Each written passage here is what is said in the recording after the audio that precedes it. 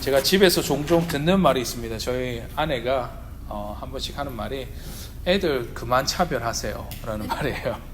이 말은 무슨 말이냐면 제가 남자애를 대하는 태도나 여자애들 대하는 태도가 너무 다르기 때문입니다. 제가 뭐 애들이 4명 있다 보니까 매번 이제 애들을 봅니다. 집에서 보기도 하고 그들이 하는 행동다 아니면 저에게 대하는 어떤 부분들을 다 고려해보고 또 어쩔 수 없이 셋째 넷째한테 딸이다 보니까 더 애정이 가고 더 호의가 가고 더 차별을 하게끔 된 게 제 사실은 제 모습인 것 같습니다.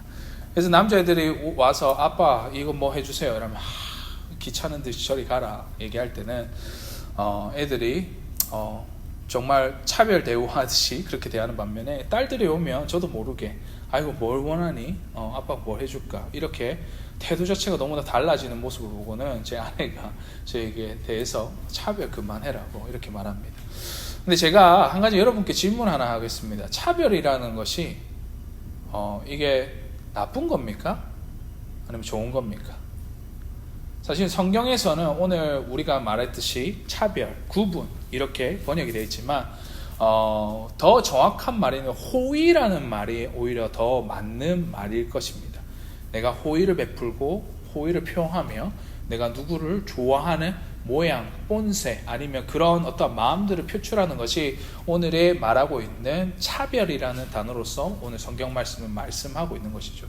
그렇다면 제가 단어를 바꿔서 호의라고 했을 때 이 호의를 바라는 것이 호의를 누구한테 보이는 것이 잘못된 일이라고 말할 수 있을까요?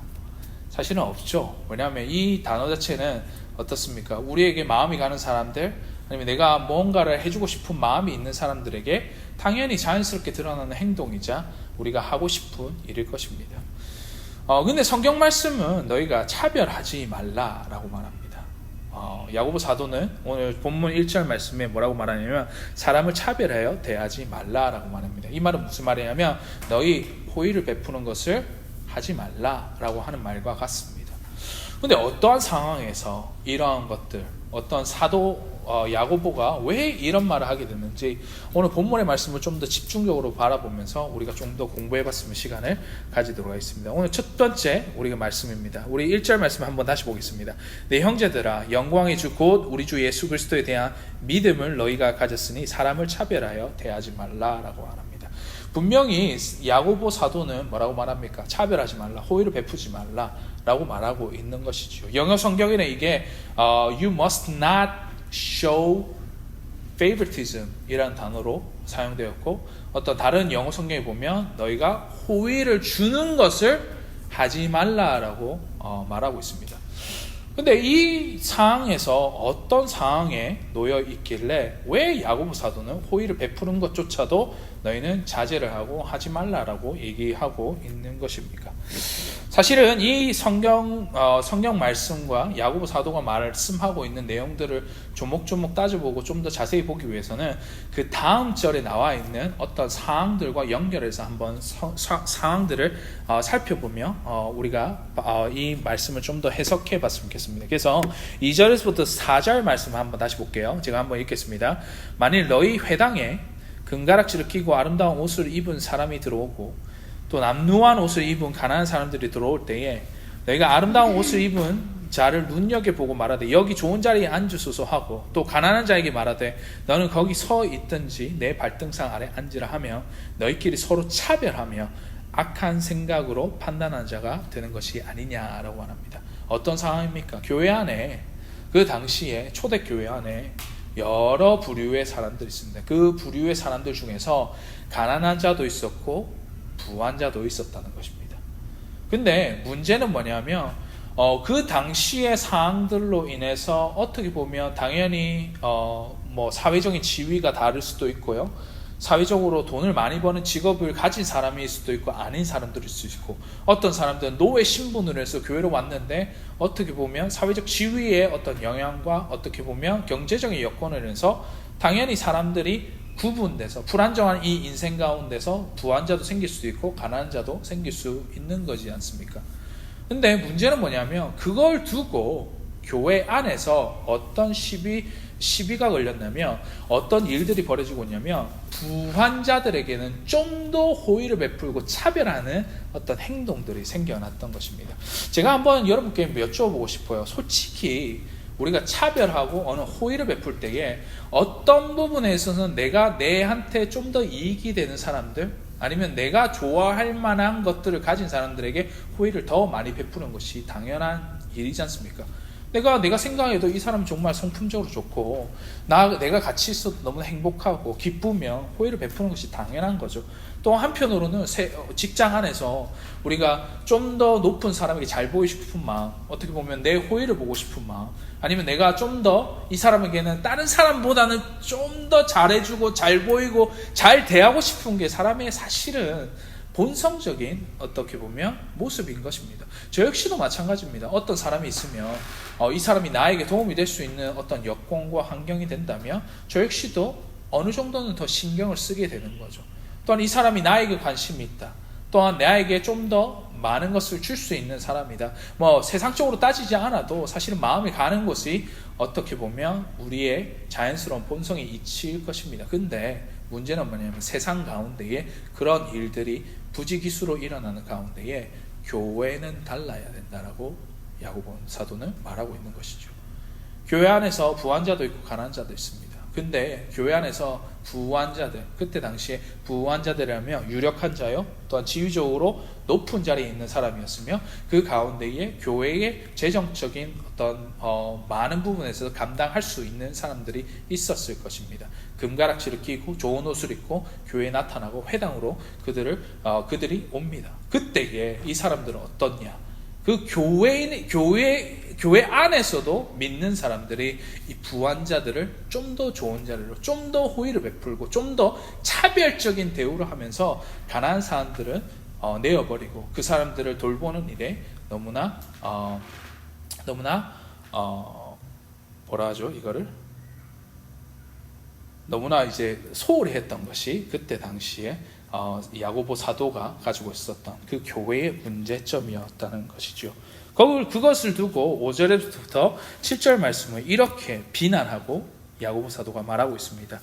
내 사랑하는 형제들아 들을지어다. 하나님이 세상에서 가난한 자를 택하사 믿음에 부유하게 하시고 또 자기를 사랑하는 자들에게 약속하신 나라를 상속으로 받게 하지 아니하셨느냐. 너희는 도리어 가난한 자를 업신여겼도다. 부자는 너희를 억압하고 법정으로 끌고 가지 아니하느냐. 그들은 너희에게 대하여 일컬은 바 그 아름다운 이름을 비방하지 아니하느냐라고 말합니다. 쪽에서 무슨 말이냐면 너희가 부한 사람에게 행하는 그 차별적인 대우가 어떤 식으로 너희에게 돌아올 것인가에 대한 부분들을 비난하면서 얘기하고 있다는 것이죠. 근데 여기서 정말 아이러니한 문장이 하나 있습니다. 그게 뭐냐면 5절 말씀입니다. 5절 말씀 한번 다시 보실게요. 내 사랑하는 형제들아 들을지어다.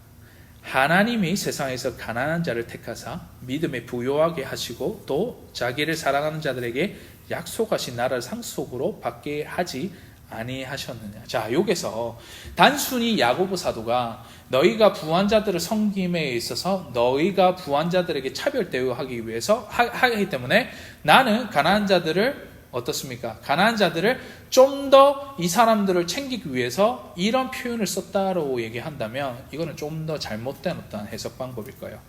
뭔 말이냐면 야고보 사도는 지금 현재 지금 맞닥뜨리고 있는 상황을 두고 어떻게 했냐면 너희가 가난한 신분으로 있을 때 하나님이 차별 대우해서 다른 어떠한 세상의 어떠한 유력한 사람이나 어떠한 위대한 사람들을 제하고 너희들을 택하고 그 가난한 자를 택해서 내 아들 그리고 하나님의 나라의 상속을 받는 사람으로 만드셨다라고 얘기하는 거예요.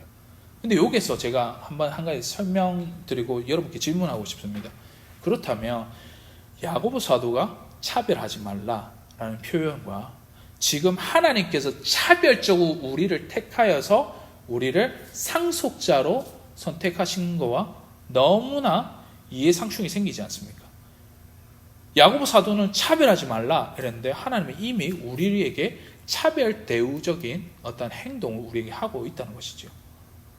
여러분 어떻게 설명해야 됩니까? 하나님 이미 차별적으로 우리를 대하셨어요. 차별적으로 우리에게 은혜 베푸시고 우리를 어떻습니까? 아들 삼아주시고 자녀 삼아주시고 우리 상속자로 받아주셨다는 거예요. 그러면 왜 야고보 사도는 이런 표현을 하면서 자기는 차별하지 말라, 호의를 베풀지 말라라고 했으면서 하나님의 호의는 이렇게 설명하며 말하고 있냐는 것이죠.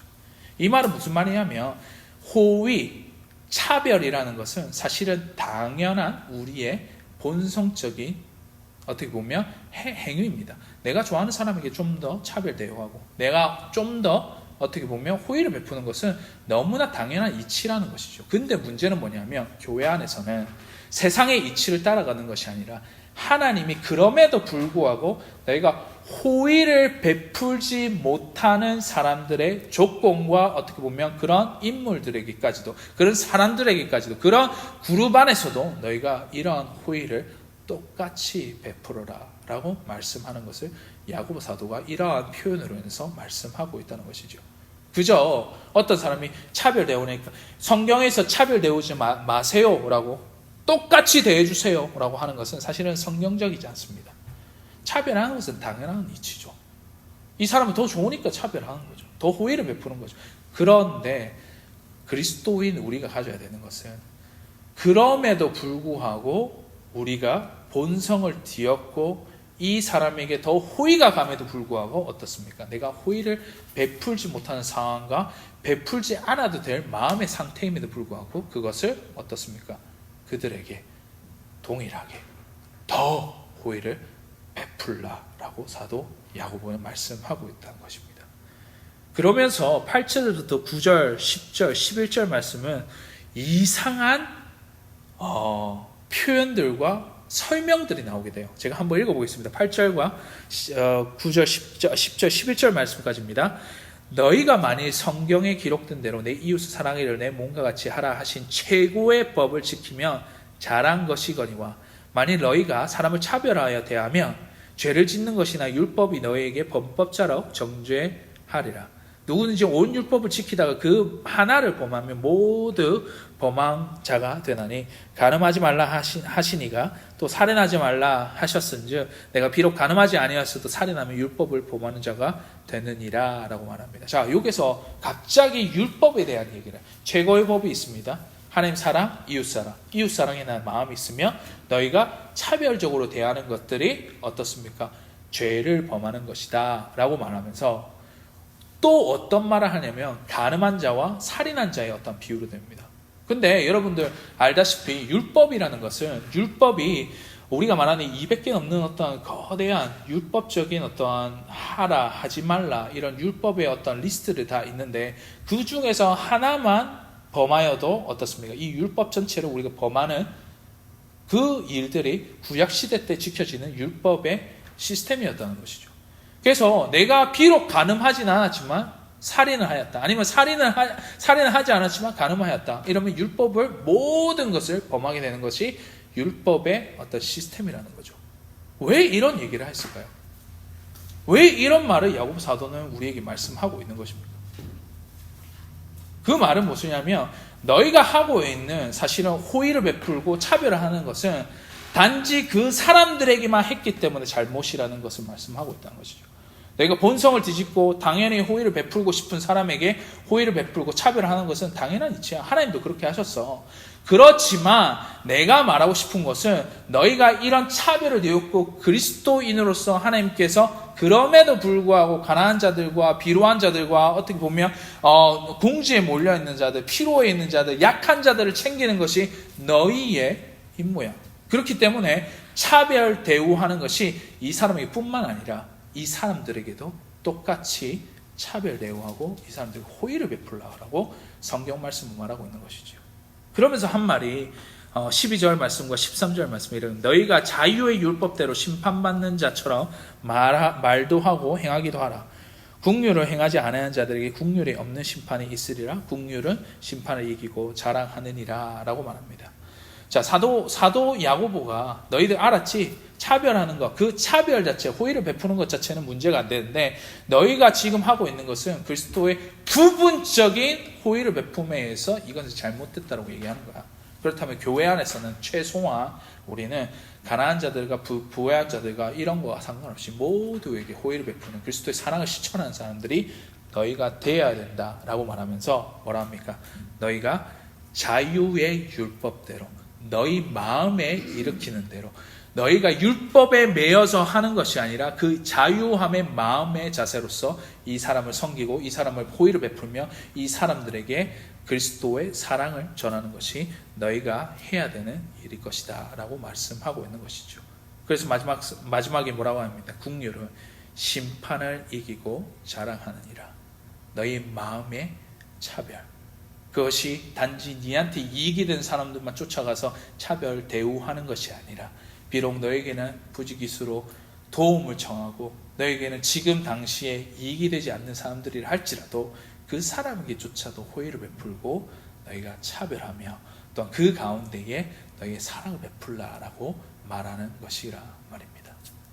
여러분들, 우리는 그 차별, 하나님이 원하시는 차별은 단지 이 사람이 내게 유익이 되기 때문에 이 사람들에게 호의를 베푸는 것이 아니라 비록 나에게 호의가 보이지 않을 만큼 어떻게 보면 힘들고 어렵고 가난한 사람들이 있고 또 나에게 당장은 도움이 되지 않을 자라고 할지라도 그 사람을 위해서 그리스도의 사랑을 실천하고 그리스도의 호의를 베풀며 그 사람들을 차별 대우하는 것이 우리 그리스도에 가진 어떻게 보면 당연한 이치일 것입니다.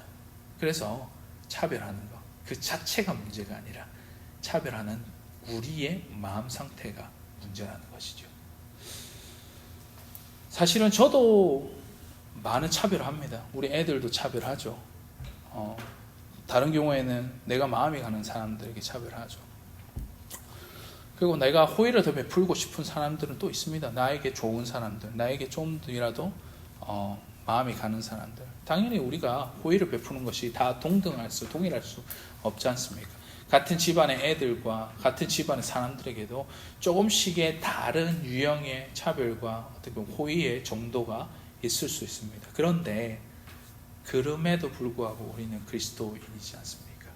그것을 얻고 내가 원하는 본성에 있어서 이 사람만 잘해주고 싶은 마음이 생길지라도 우리가 정말로 챙기지 않아도 될 만큼의 사람일지라도 그것이 그 사람이 내 옆에 있다면 그 사람을 두고 그리스도의 사랑을 실천하고 이 사람에게도 호의를 베풀며 그 사람에게 좀 더 마음으로서 대하고 챙기고 또한 그들에게 호의를 베푸는 것이 오늘 사도 야고보가 말씀하고 있는 그 호의에 대한 차별에 대한 말씀이라는 것입니다.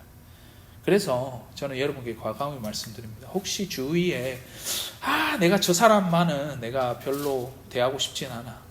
내가 저 사람만큼은 정말 싫은데 내가 뭔가를 해주기를 좀 꺼려지는데 그런 사람이 있습니까? 그런 사람이 있다면 여러분들의 호의와 차별을 그 사람들에게 보일 차례입니다. 왜냐? 그때에 하나님께서 그 여러분들의 마음을 보시고 그것들을 채우시고 먼저 하나님께서 우리를 차별하여서 사랑해 주신 것 같이 우리를 더욱더 호의를 베푸시고 또 우리에게 은혜를 주시는 그 하나님을 의지하고 나아가시기를 주의 이름으로 간절히 소원하는 바입니다. 우리 기도합시다. 하나님 감사합니다. 오늘 성경의 말씀을 우리가 대할 때에 차별, 하나님이 원하시는 차별, 그것은 단지 차별하는 문제를 떠나서 우리가 정말로 사랑할 수 없고 우리가 정말로 호의를 베풀 수 없는 사람에게조차도 우리가 주님의 말씀을 붙잡고 의지하면서 그들에게 호의를 베풀고 그들에게 사랑을 베풀고 그들에게 정말 그리스도의 은혜를 보이며 자비를 베푸는 우리 모두가 될 수 있도록 하나님 도우시고 함께하여 주시옵소서. 우리에게는 때로는 그럴 만한 힘이 없을 때가 많습니다. 그때마다 성령 하나님께서 우리를 움켜쥐시고 우리에게 감화 감동 주시고 또 우리를 정말로 붙들어 주시사 붙돋아 주시사 우리가 그런 마음이 생기지 않을지언정 주님 우리를 붙드시고 그것을 이겨낼 수 있도록 또한 아버지 호의를 베풀 수 있는 마음조차도 주님께서 만들어 주시고 함께하여 주시옵소서. 이 가운데 우리가 정말로 주님을 의지하기 원합니다. 주님의 말씀을 의지하기 원합니다. 교인으로서 또한 아버지 주님 믿는 사람으로서 우리가 세상 가운데 살아갈 때에 세상의 시스템대로 살아가는 것이 아니라 그것과 역행하여 살아갈 수 있는 우리 모두가 될 수 있도록 함께 하여 주시고, 우리가 항상 간과하는 부분이 있다면 그것을 일깨워 주시고, 우리가 정말로 주님의 호의와 주님의 아버지 은혜와 주님의 사랑을 전달하고 베풀 수 있는, 그 남들에게 보여줄 수 있는, 내가 정말로 하기 힘든 사람들에게도까지 실천할 수 있는 우리 모두가 될 수 있도록 주님 이끌어 주시고 함께하여 주시옵소서.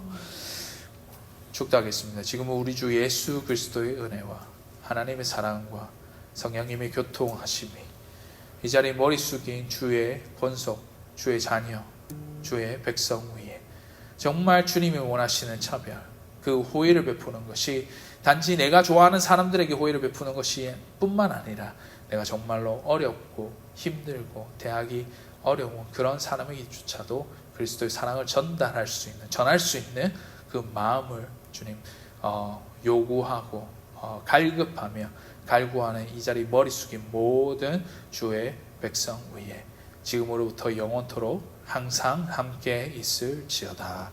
아멘.